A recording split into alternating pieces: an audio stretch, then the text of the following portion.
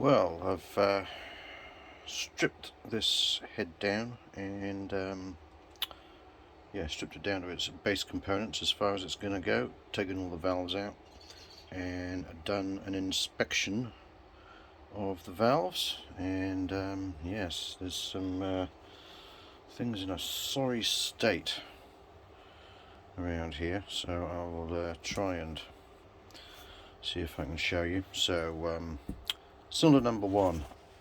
Now, bearing in mind that cylinder number one had the highest compression ratio, or basically compression check, 155 psi. So the inlet, I don't know if that can focus, the inlet has got some severe ridges worn into the seat, into the head of the valve, and also of course matching on the seat, but it has been sealing pretty well. It's got a few deposits inside the port, but not too bad. So number one exhaust, looking pretty sad. It's been can't really see a visible seal, but it has been sealing, I think, because there's not too much deposits in the exhaust port, so not too much carbon. Lots of carbon in the combustion chamber. And number two inlet, so this was 140 psi, so this is the worst cylinder, and basically slight ridge, not as bad as number one, and it has been sealing fairly adequately. Has been a bit of leak, as you can see, of build-up around the outside of the seat and the inside of the port. Number two exhaust, this is where most of the problems have been. So this white deposit on the back side of the valve means that it has been leaking like a bastard, and the colour of the head tells us that as well. And when you look at the seat, you can see it hasn't been sealing at all. There's just no seal there. And if you look at the seat, you can see where it's been leaking, especially on this side here. You can actually see those streaks running across the width of the seat. That's actually where gas has been leaking when the exhaust valve is supposed to be closed. Number three inlet, slight ridge on it, slight leaking,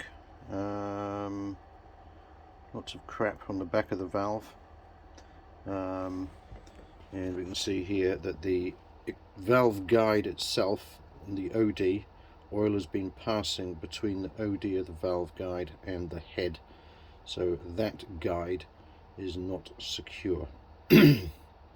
It's not a proper fit.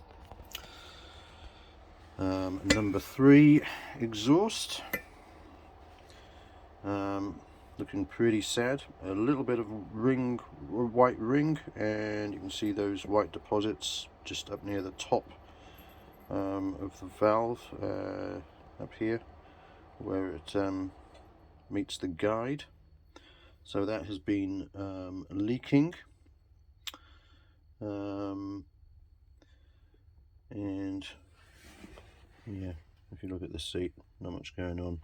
Side note, the crack on number three between the valve seat and the spark plug thread is quite large, and it goes down there a fair bit, and pretty much the same on number two. So that might be a contributing factor to the exhaust not sealing properly, but there's plenty of other factors which I'll cover in a minute. Number 4, valve, inlet valve, partial seal. It's been coping just about. Guide leaking oil again. And number 4, exhaust, has been leaking. Not as bad as 3, but it has been leaking, and you can see the white deposits on the top of the valve indicating that, and a little bit of a white ring. So yeah, that's the valves. Now also on the exhausts we have a ground stem top, so that's been shaved back, and it's been bruised. Probably can't see that. It's look at that. See the bruising on the side of there? So that's been getting hammered basically by the shim sitting on top for some reason. It looks like all of these exhausts have been ground. The tops have been ground, and that's why I think I showed on that other video yesterday. That is why there was hardly any distance between the top of the shim and the top of the valve retainer, because it's been ground down too much. Number 3's been ground a touch, and number 4 has been ground a little bit. Doesn't look like any of the inlet valves tops have been ground to any great extent, so they look okay. So looking at this, I am of the opinion that what fucknuts has done, if you look at all these valves, you'll see that the seat, the sealing area, or what's supposed to be sealing area, is right on the, as far as you can get on the OD of the valve, which is fine if you can get away with it, but there should be a bit more of the valve that's not seating left proud. So what he's done is he's cut these seats in this head too deep for these valves, and then he's run into trouble with the shims, as in the shims not being able to fit a small enough shim to get the valve clearance. So then he's ground the top of the valves so he can fit a shim to obtain some valve clearance. Make sense? Yeah. So that, in my opinion, is what he's done, and that's a big fuck up, because he's ground the tops of the valves so much that we're actually getting to the point where, when you achieve the correct valve clearance with the correct size shim, basically the shim is basically level with the top of the valve spring retainer, which is no good, because then what's the point of having a shim in there? Doesn't do much. Just on a side note, I'm quite impressed by my gas flowing that I did at the time.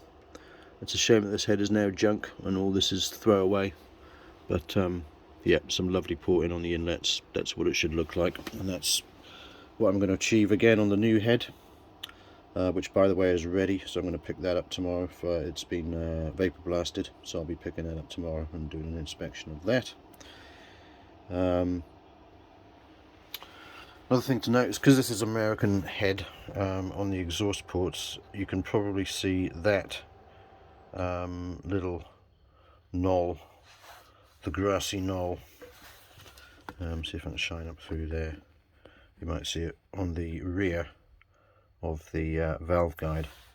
On the Z1R head, that knoll, that lump, isn't there, because that lump is where the hole would be machined through from the top of the head to inject air into the exhaust port to dilute the exhaust gas, which will then give you a false reading on your emissions, saying that, oh yes, it's only putting out such and such per kilogram of air, but that's because you're injecting a shitload of fresh air in there, and that's just basically a big fucking cheat, isn't it?